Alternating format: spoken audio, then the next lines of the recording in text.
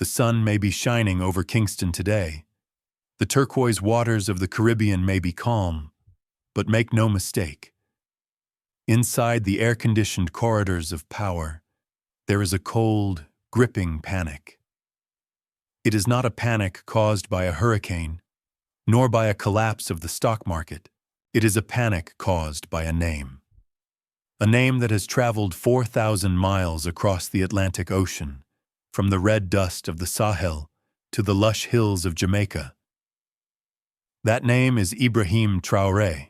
For decades, the political elite in Kingston have slept soundly, believing that the Atlantic Ocean was a wall that separated them from the revolutionary storms of Africa. They believed that they could preach Pan-Africanism in their speeches while signing contracts that sold their sovereignty to the West in their private offices. They thought they were safe. But today, the wind has changed direction. The voice of a young captain from Burkina Faso has crossed the water, and it has found a home in the hearts of the Jamaican people. And now, that voice is echoing in the streets of Kingston, demanding an answer to a single, devastating question. Whose side are you on? Stay with us. This is more than a headline. It is a hinge in history. We are witnessing the moment where the spirit of the Sahel wakes up the soul of the Caribbean. If this story resonates with your sense of justice, do not look away. Like this video, comment your thoughts, and subscribe. Not for us, but to keep the flame of dignity burning. To understand the magnitude of this panic, we must first look at the soil. Jamaica is not just an island, it is a spiritual capital. It is the land of Marcus Garvey, the man who told us over a century ago to look to Africa for the crowning of a black king. It is the soil where the seeds of black dignity were planted deep, watered by the tears of ancestors who survived the Middle Passage. For generations, the people of Jamaica have kept this fire alive in their music, in their faith, and in their culture. They have sung about Babylon falling. They have chanted for freedom. But whilst the people sang of freedom, what were their leaders doing? This is the uncomfortable truth that is now being dragged into the light. For too long, there has been a silent agreement, a diplomatic masquerade. The officials in Kingston wear the cloth of independence. They speak the language of sovereignty at the United Nations. But look at their hands. Their hands are tied by the unseen strings of the International Monetary Fund. Their policies are dictated by memos written in Washington and London.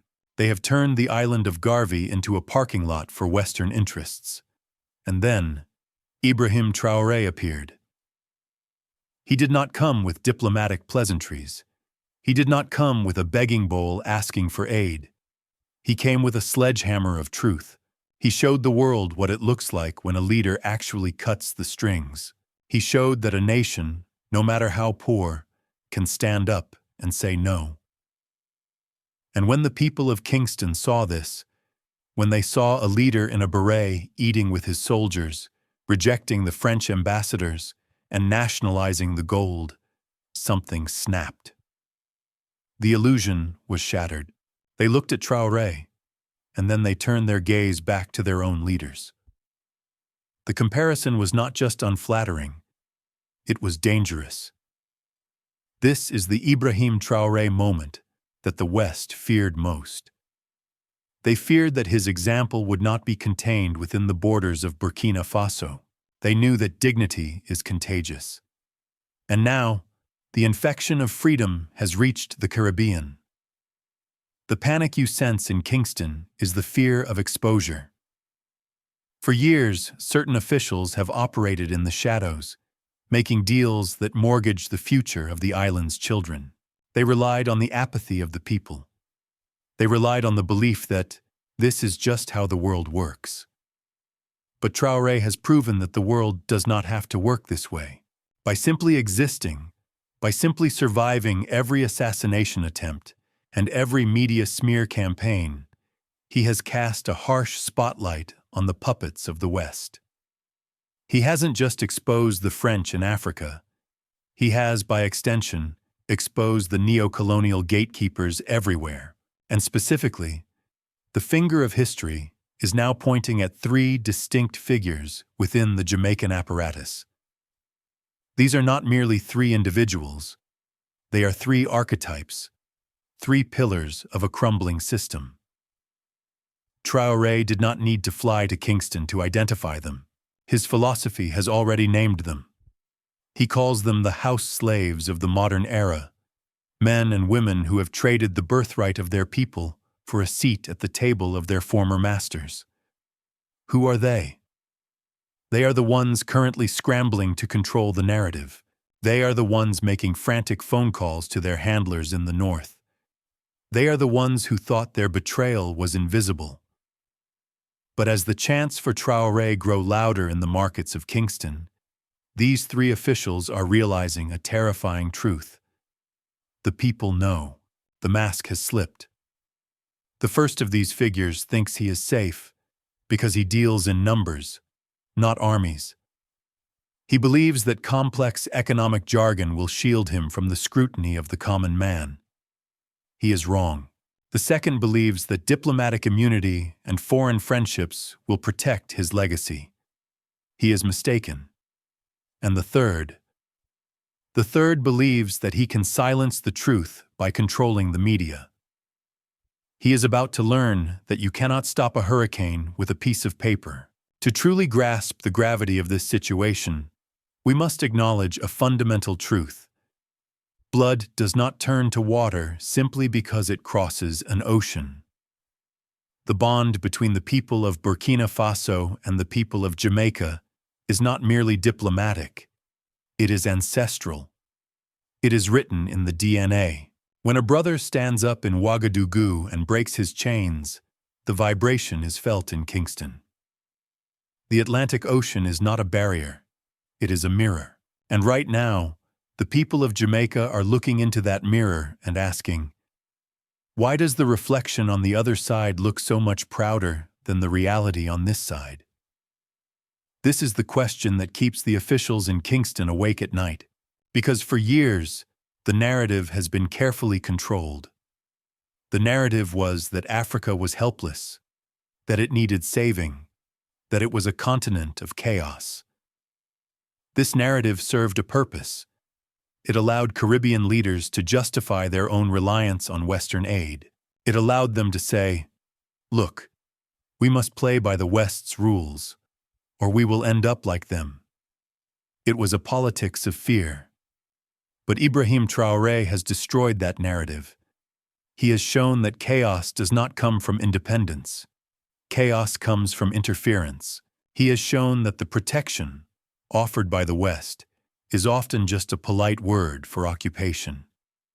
And when the youth in Kingston look at their screens, they do not see a helpless Africa.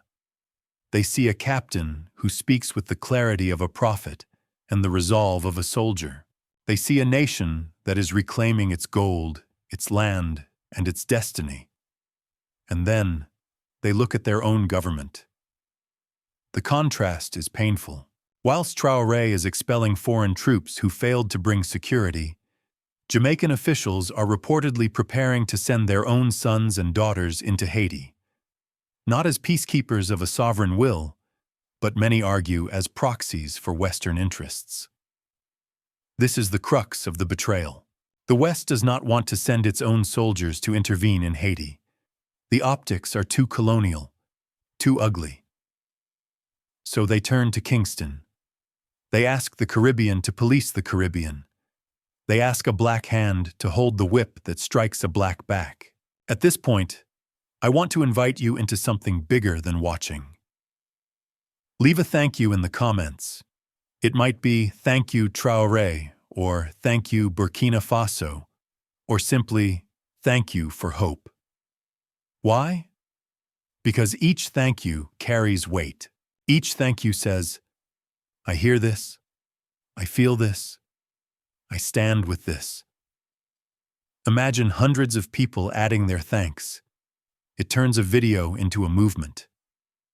So write your thank you now, and let your voice be part of this shared journey. This wave of gratitude is what terrifies the establishment. They see the comments sections. They see the shared videos. This is the Ibrahim Traoré reaction that no spin doctor can suppress. It is an organic, grassroots awakening. The people are realizing that they have been sold a lie. They were told that pragmatism meant submission. They were told that to be part of the global economy, they had to accept unfair trade deals, predatory loans, and foreign dictates. Traoré calls this slavery in a suit, and the people of Jamaica are beginning to see the suits for what they are. The panic in Kingston is not just about ideology, it is about survival. The political class knows that their power rests on the pillars of Western validation. They need the approval of the embassies. They need the tranches from the IMF. They need the photo opportunities in London and Washington. But Traoré has introduced a new currency, the approval of the people. He has shown that legitimacy does not come from a handshake with a foreign diplomat. It comes from the trust of the farmer, the market woman, the student. By prioritizing his own people over foreign approval, Traoré has cast a long, dark shadow over those leaders who do the opposite. He has exposed the three officials. Now, when we say three officials, we are not engaging in petty gossip. We are speaking of three specific roles, three specific betrayals that are currently active in the Jamaican administration. These are the architects of the island's subservience. They are the ones who smiled when they signed the papers. They are the ones who assured the public that this is for the best, whilst selling the nation's sovereignty by the pound. You know them. You have seen them. Perhaps you have even voted for them, believing their promises. But under the harsh light of the Sahelian sun that Traoré has ignited, their camouflage is fading. We are about to strip away the rhetoric and look at the reality. We are about to identify the economic broker, the diplomatic proxy, and the narrative gatekeeper. They believe their positions are secure. They believe that if they ignore the noise, it will go away. But they have miscalculated the temperature of the street. They have forgotten that patience has a limit, and that limit has just been reached. Who is the first of these men sold to the West? He is the man who holds the nation's purse strings, yet his pockets are lined with promises from abroad. He is the man who tells you that austerity is necessary, while the country's wealth flows outward like an open vein. Let us strip away the titles and look at the function. The first official is the architect of debt. He is the darling of the international banking summits. You will see him in photographs, shaking hands with the directors of the IMF, beaming with pride because he has secured another loan. But what is the cost of that handshake? He speaks of fiscal prudence and economic stability, but his stability is built on the backs of the poor. He is the one who agrees to cut subsidies for the farmers in the hills so that the credit rating in New York remains positive. He is the one who sells the rights to the bauxite and the beaches, arguing that foreign investment is the only path to salvation.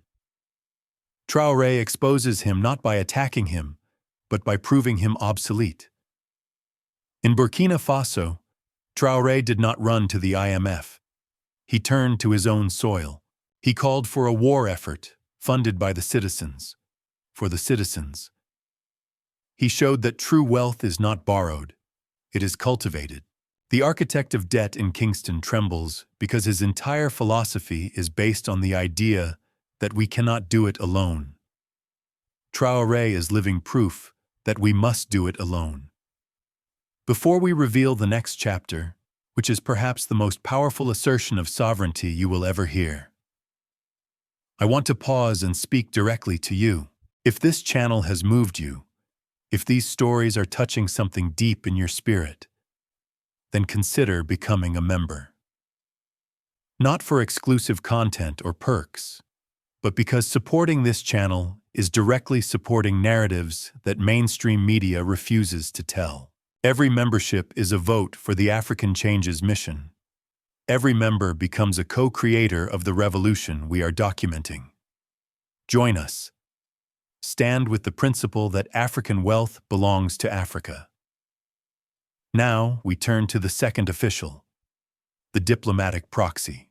This is perhaps the most dangerous figure of the three. This is the official who has agreed to do the West's dirty work in the Caribbean. Look closely at the situation in Haiti. The West created the crisis in Haiti. History leaves no doubt about that. Yet, when it comes time to restore order, who do they call?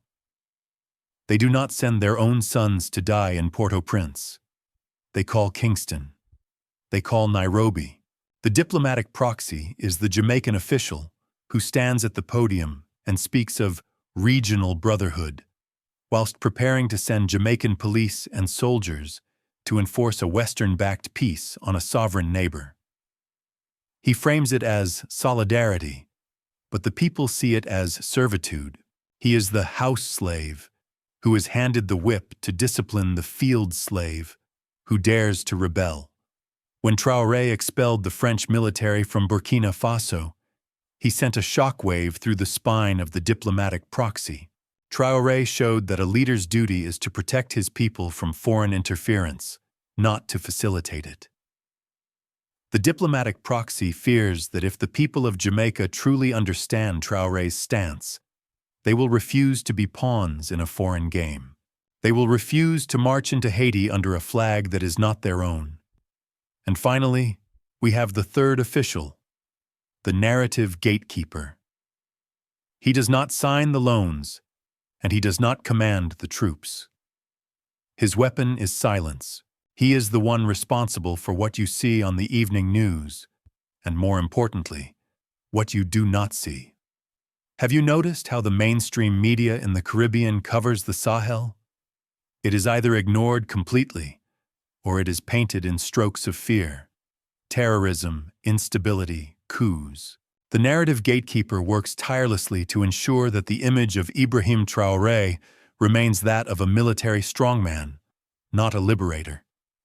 He fears the contagion of ideas. He knows that if the nurse in Kingston, the teacher in Montego Bay, and the docker in Spanish Town start listening to Traoré's speeches directly, without the filter of Western news agencies, the game is up. He is building a dam to hold back a flood of truth. But the dam is cracking. The internet has rendered the gatekeeper powerless.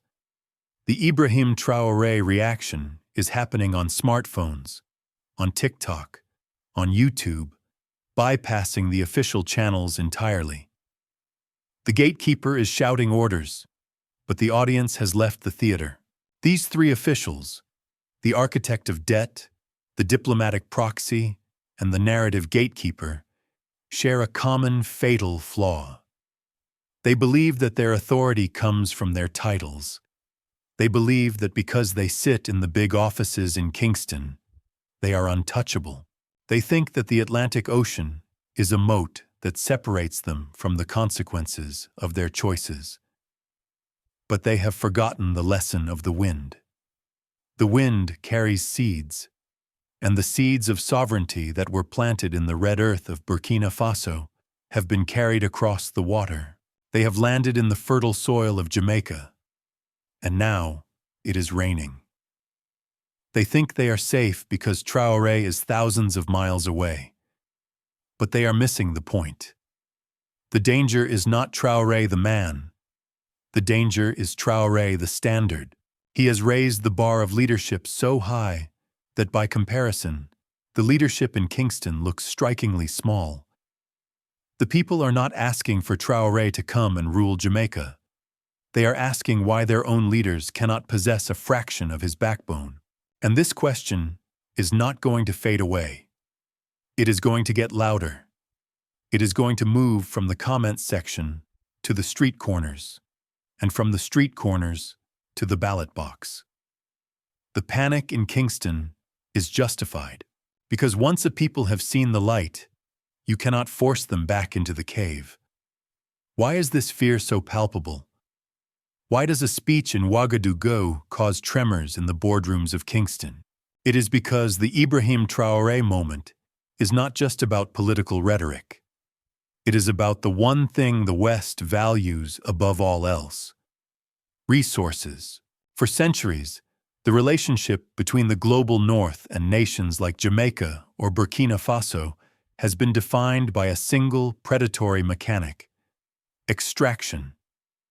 They take the raw material and they sell back the finished product. In Burkina Faso, it is gold. In Jamaica, it is bauxite. The red earth of Jamaica is rich with the ore needed to build the aeroplanes and the cities of the West. Yet, look at the communities that live on top of that bauxite. Do they look like the owners of immense wealth? Or do they look like the tenants of their own land? Traoré has committed the ultimate sin in the eyes of the global order.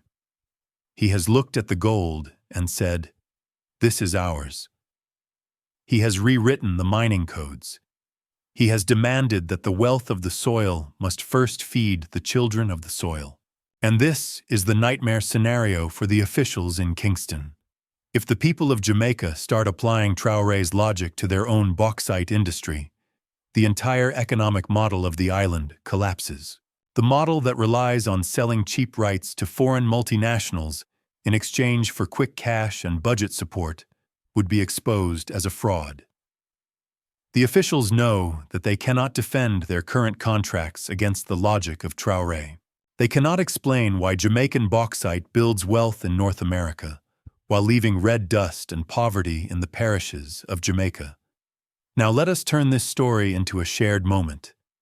Write in the comments where you are watching from: your city, your country, your corner of the world.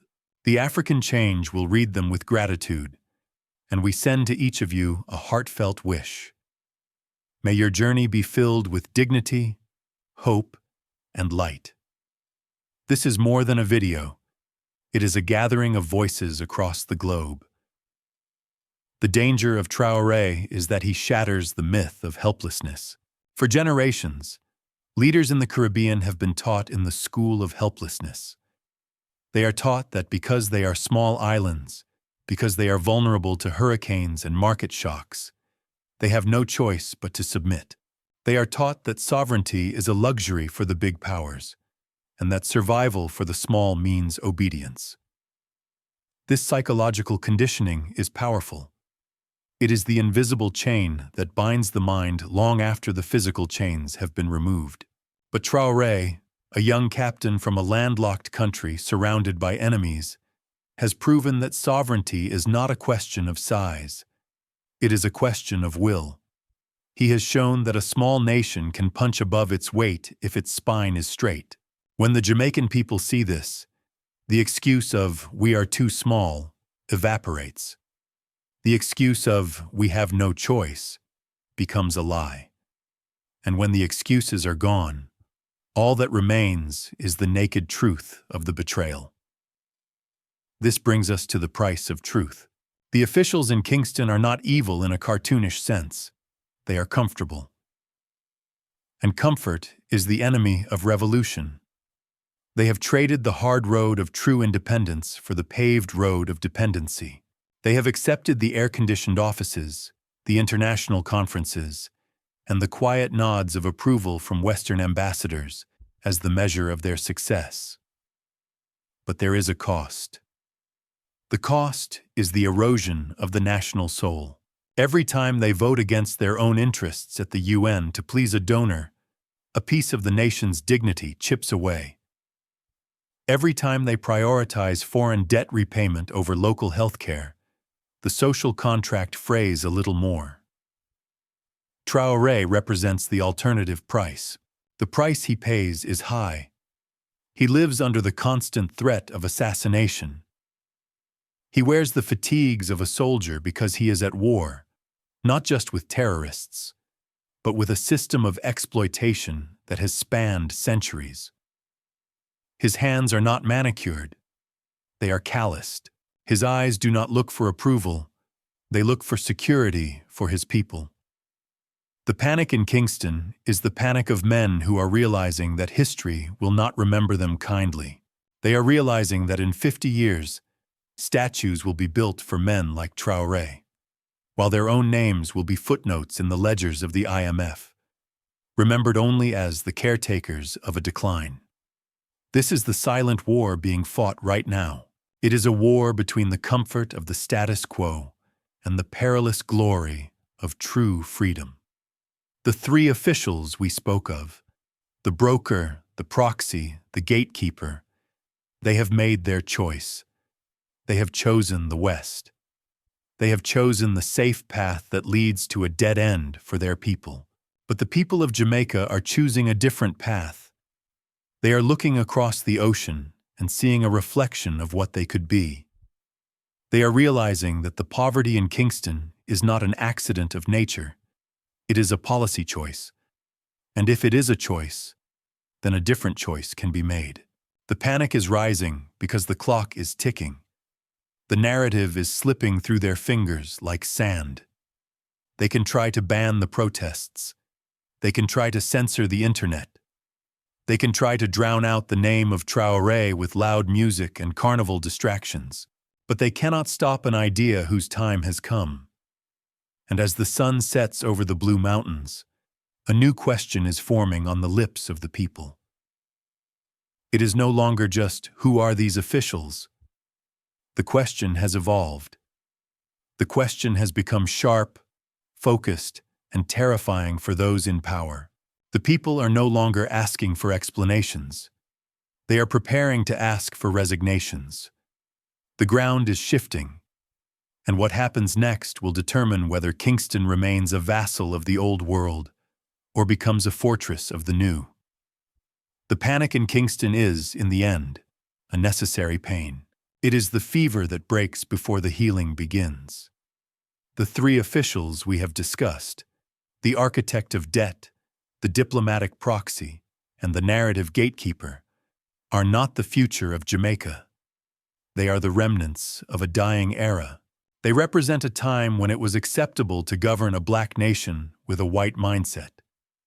They represent the era of the apology, the era of the bowed head and the outstretched hand. But that era is collapsing under its own weight.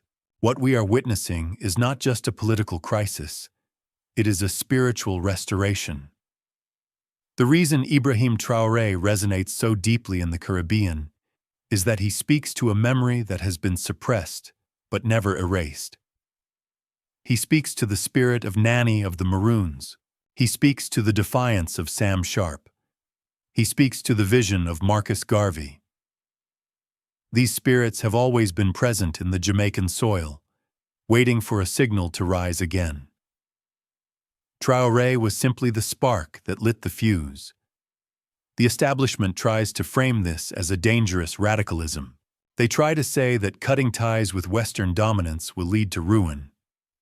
But look around. Is the current path leading to prosperity? Is a system where the island's children dream of migrating to drive buses in London or New York a success story? No. The radical act is not demanding change. The radical act is accepting the status quo. The people are beginning to realize that the safe path offered by the officials is actually a slow death. And the dangerous path of sovereignty offered by the example of the Sahel is the only road to life. This is the crossroads where Jamaica stands today. It is a choice between being a perennial hotel for the world's tourists or becoming a home for its own people.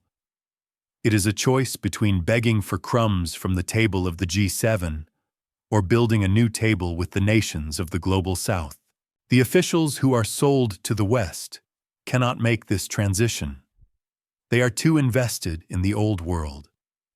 They have built their careers on the assumption that the West will always rule. But the tectonic plates of history are shifting.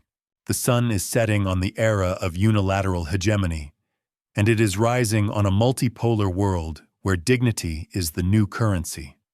As we prepare to end, remember, this is not the end of the road, but a seed planted in the soil of your heart.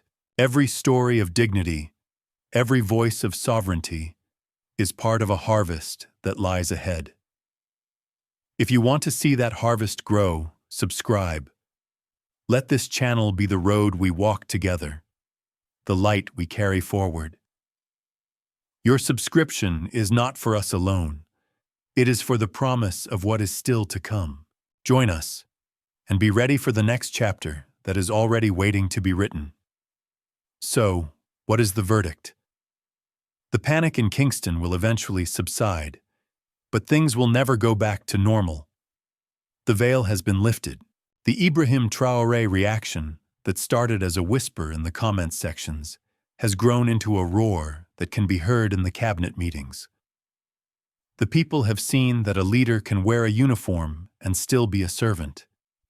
They have seen that a government can be poor in cash, but rich in courage. The three officials may keep their jobs for now. They may sign a few more deals, attend a few more cocktail parties, and issue a few more press releases denying the unrest. But they have lost the most important battle. They have lost the battle for the mind. They no longer command the respect of the street. They are viewed not as leaders, but as obstacles. History will look back on this time as the definitive Ibrahim Traoré moment for the Caribbean. It will be remembered as the moment when the hypnotic spell of neocolonialism was broken. It will be remembered as the time when the people stopped looking for salvation from across the Atlantic and started finding strength in their own reflection. The West may have the money. They may have the media. They may have the three officials in their pocket. But they do not have the future. The future belongs to the young, to the awake, to the brave. The future belongs to those who understand that sovereignty is not given, it is taken. And as the sun rises over Kingston tomorrow, it shines on a people who are ready to take it back. The panic you see is just the sound of the old world cracking. Do not fear it. Celebrate it. Because through the cracks, the light is finally getting in. This is the Ibrahim Traoré moment, and it is only just beginning.